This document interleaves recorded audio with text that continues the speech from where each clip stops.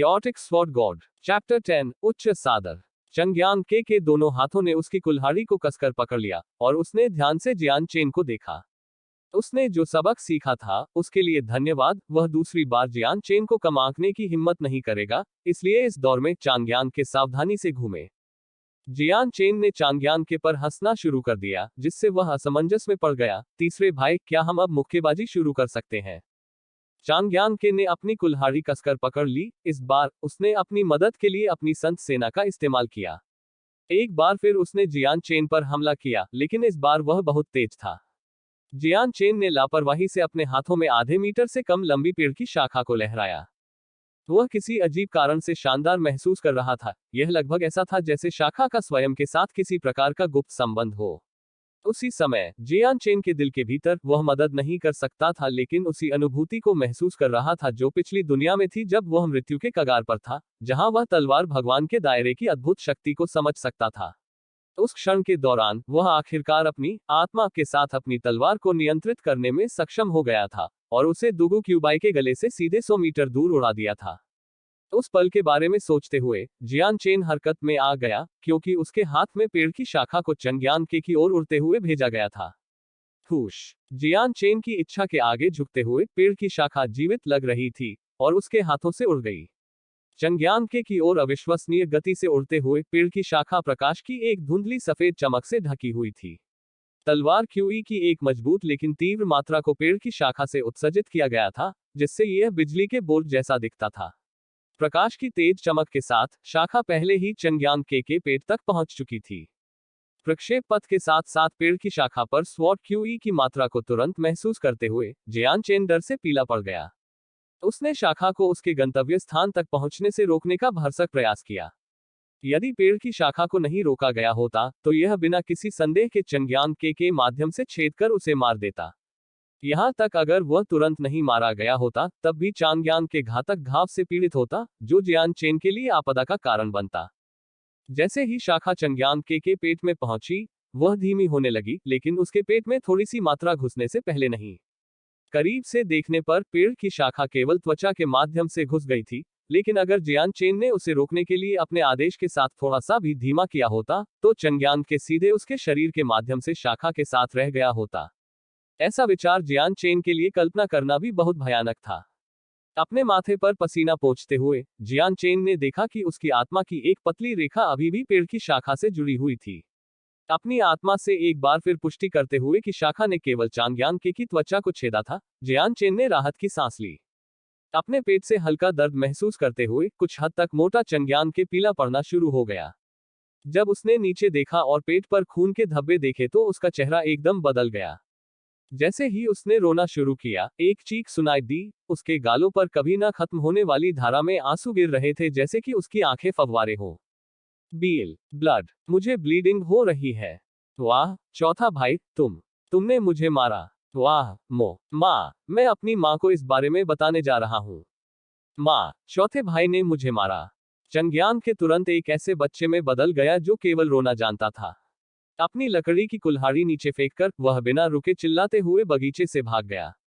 चांग्यांग मुश्किल से 10 साल का था। वह अभी तक इतना परिपक्व नहीं हुआ था कि इस तरह की परीक्षा का सामना कर सके। चांग्यांग को धीरे धीरे लुप्त होते देख जियान चेन अपना सिर हिलाए बिना नहीं रह सका। जैसे ही वह बगीचे से बाहर निकला, उसने अपने दिल में एक हल्का सा डर महसूस किया। इसके लिए उसे किस प्रकार की कड़ी सजा मिलेगी। अल्पविराम डॉट। क्या चांगबाई, क्या तुम मुझ पर मजाक कर रही हो? एक अध्ययन कक्ष में चंग्यांग कबीले के नेता चंग्यांगबा आश्चर्य में अपनी कुर्सी से खड़े हो गए। अपने सामने बुजुर्ग पर अपना ध्यान केंद्रित करते हुए चांग्यांगबा ने जो कुछ सुना था उससे चकित हुए बिना नहीं रह सके। चंगंगबा के सामने जो बुजुर्ग खड़ा था वह चंग्यांग कबीले की चांगबाई की गृहस्थी थी। चांगबाई ने गंभीरता से अपना सिर हिलाया। महाराज, मुझे भी पहले तो इस बात पर विश्वास नहीं हुआ, लेकिन रसोई के दर्जनों नौकरों ने इसे स्पष्ट रूप से देखा। चौथे मास्टर ने वास्तव में नौकरों में से एक को पीटा, साथ ही एक नौकर को उठाया जिसका वजन उससे 100 पाउंड अधिक था, उसे 5 मीटर दूर फेंकने से पहले। सबसे महत्वपूर्ण बात यह है कि यह वही नौकर तीसरी सेंट फोसलेयर का है। चांगबाई को सुनकर अविश्वसनीय समाचार के इस टुकड़े से चंग्यांगबा की आंखें विस्मय में फैल गईं। चांग बाई ने कबीले के नेता की ओर देखा और कुछ हिचकिचाहट के बाद कहना जारी रखा, महाराज, मुझे भी इस बारे में और जानकारी मिली थी, लेकिन चौथे मास्टर का हाल ही में तीसरे मास्टर के साथ झगड़ा हुआ था।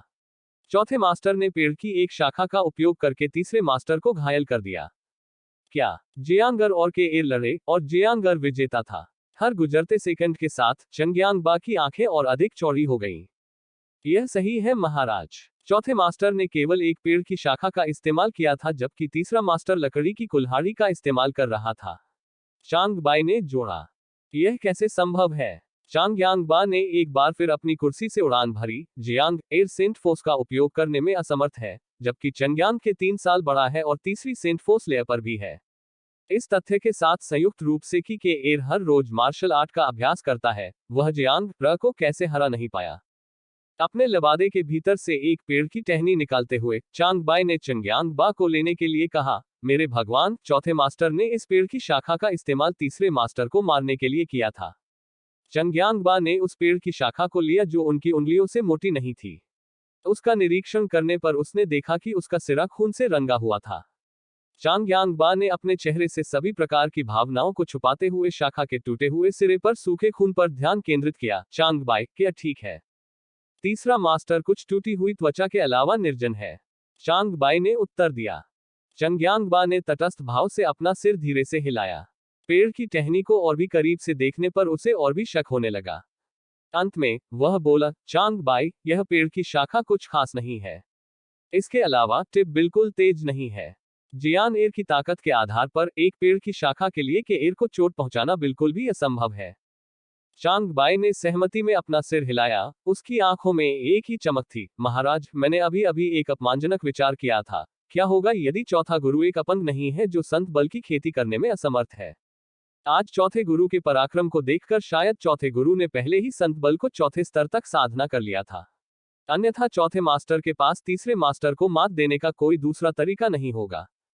चांग बाई की बात सुनकर कबीले के नेता का चेहरा भावना से चमक उठा।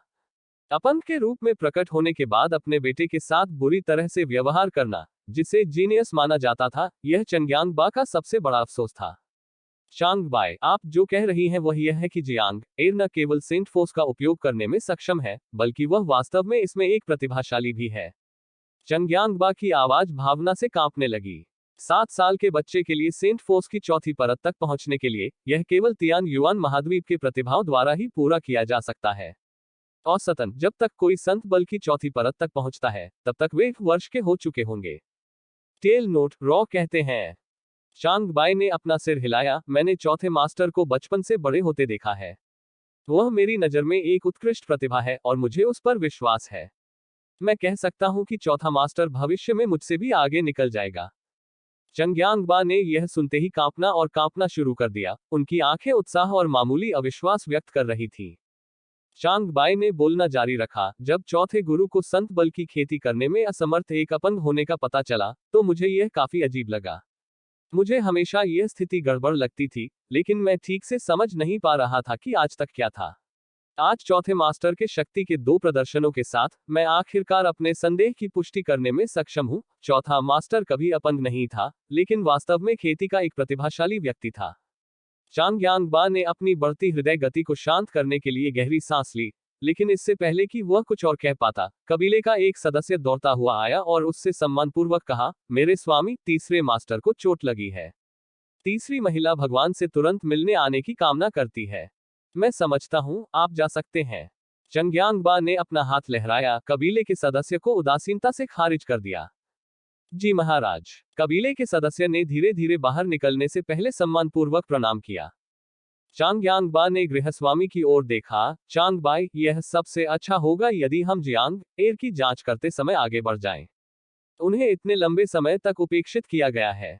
बोलने के बाद वह तुरंत गंभीर रूप से रुक गया। चांग बाई, जिन 2 नौकरों ने जियांग र को रसोई में धमकाने की हिम्मत की, मैं उन्हें अपनी हवेली से भगाने का काम तुम पर छोड़ता हूं। हम्फ, वे 2 नीच सेवक यह सोचने के लिए कि वे चांगयांगबा के बेटे को बिना परिणाम के धमका सकते हैं।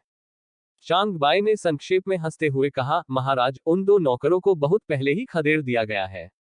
हालांकि उनमें से एक का परिचय पहली महिला लिंग लोंग ने कराया था। दूसरे नौकर का बड़ा भाई गश्ती गार्डों की टीम के कप्तानों में से एक का नेता है। लेकिन चूंकि उन्होंने चौथे मास्टर को धमकाने की हिम्मत की, इसलिए अब उनके पास इस हवेली में पीछे रहने का कोई कारण नहीं है। अन्यथा मैं चिंग्यांग हवेली के आसपास फिर कभी चेहरा दिखाने की हिम्मत नहीं करूंगा। अल्पविराम। बड़े पैमाने पर सजाए गए कमरे में हाल ही में घायल चिंग्यांग के बिस्तर पर लेटे थे। एक पीला चेहरा लिए हुए वह अपने पेट पर ताजा पट्टी बांधे हुए घाव को घूर रहा था। बिस्तर के किनारे पर चिंग्यांग के की मां यू फेंग हान बैठी थी। अपने बेटे की देखभाल करते समय वे व्यथित नजर आ रही थी। बहुत दूर नहीं थे जियान चेन और उसकी मां बी यूटियन, साथ ही पहली चाची लिंग लोंग, दूसरी चाची बाई यूशुंग और दूसरी बहन चिंग्यांग मिंगयू सभी बिस्तर के चारों ओर खड़े थे। यू फेंगहान ने गुस्से से बी यूटियन को देखा। चौथी बहन, आपका कीमती बेटा अधिक से अधिक अपमानजनक होता जा रहा है। मेरे के पर ऐसे खतरनाक हथियार से हमला करने के लिए यह अच्छी बात है कि मेरा के बहुत मजबूत है और उसे घातक घाव नहीं हुआ। अन्यथा कौन जानता है कि यह कैसे चला गया होगा। जियान चेन ने उसकी बात सुनी, उसकी बातों को थोड़ा सा भी स्वीकार नहीं करते हुए, यह मुझ पर दोष नहीं लगाया जा सकता, यह तीसरा भाई था जिसने मुझे उसके साथ खेलने के लिए कहा था। इस तरह की एक छोटी सी चोट अपरिहार्य है। इसके अलावा मैं एक खतरनाक हथियार का इस्तेमाल नहीं कर रहा था, बल्कि एक पेड़ की शाखा का इस्तेमाल कर रहा था। अगर किसी को दोष देना है तो यह तीसरे भाई की निपुणता की कमी है। जियान चेन की टिप्पणी पर यू फेंग हान का चेहरा राख हो गया। उसने जो कहा था वह सही समझ में आया था और वह किसी भी तरह से उनका खंडन नहीं कर सकती थी। केवल यह सोचकर कि कैसे एक छोटी सी बच्ची ने उसके खिलाफ खुलकर बात की थी, उसके भीतर एक अपवित्र क्रोध जाग उठा। शब्दों के साथ, अगर किसी को दोष देना है तो यह तीसरे भाई के कौशल की कमी है। यू फेंग हान का चेहरा तेजी से हरा से सफेद हो गया।